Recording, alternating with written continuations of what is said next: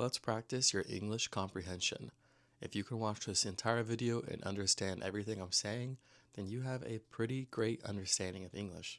But if you don't understand everything, that's okay. Watch the subtitles, pick out words that you don't know, and start to learn them. Write some notes, look up the definitions, and little by little, you are going to improve your English also. Today, I want to talk about an interesting topic. Specifically, I want to talk about this book. This book is called Fire and Blood by the author George R.R. Martin. If you don't know who George R.R. Martin is, well, you probably already know who he is without actually knowing. That's because he is the creator of Game of Thrones. I think most people know that show, or if you haven't seen it, you've at least heard of it. It's a show with dragons and knights, swords, magic. It's kind of a fantasy show, and it was very popular on HBO from 2011 to 2019, and the show was a massive success. And it all started because George R.R. Martin wrote 5 books starting in the 90s, like 1996, I want to say was the first book. I could be wrong. But yeah, he started this series called A Song of Ice and Fire, I believe. But an interesting thing is there's a new Game of Thrones show in the same universe called House of the Dragon, which you may have heard as well. And it is kind of more of a prequel show. It talks about the history of the Targaryen family. And the Targaryen family used to be one of the most powerful families in the world of Game of Thrones before they encountered a lot of tragedy and lost their place on the Iron Throne, which is where the king sits in the world of Game of Thrones.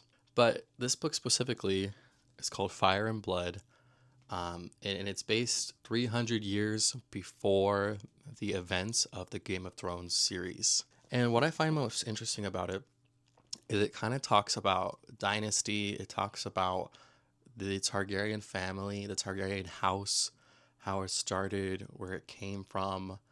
It talks about 13 or 14 different kings who ruled Westeros.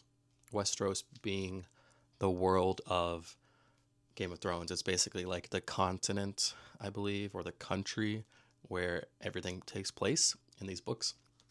And this book talks about it all. And if you've seen the Game of Thrones series, you know that there's dragons, or there are no dragons except for 3, because in the Game of Thrones TV series, most of the dragons have become extinct, and there's one person who's able to bring back 3 of them. But back in the day, back in 300 years before Game of Thrones, there used to be hundreds of dragons. There used to be maybe even thousands of dragons. And what's so special about the Targaryen house is they have the ability to ride the dragons and to bond with them. And actually, when a child is born in the Targaryen family, the family places a dragon egg in the cradle with the baby. So from birth, they essentially grow up together, and they have this very special bond. And because of the dragons, House Targaryen was able to rule Westeros as basically the most powerful house, the most powerful family for hundreds of years. Because in the world of Game of Thrones, dragons are basically like a crazy, super strong weapon, the most strong weapon. And they have dragon scales that are said to be stronger than steel. So this is a really interesting book. I'm about 250 pages into it, and I really am just completely captivated.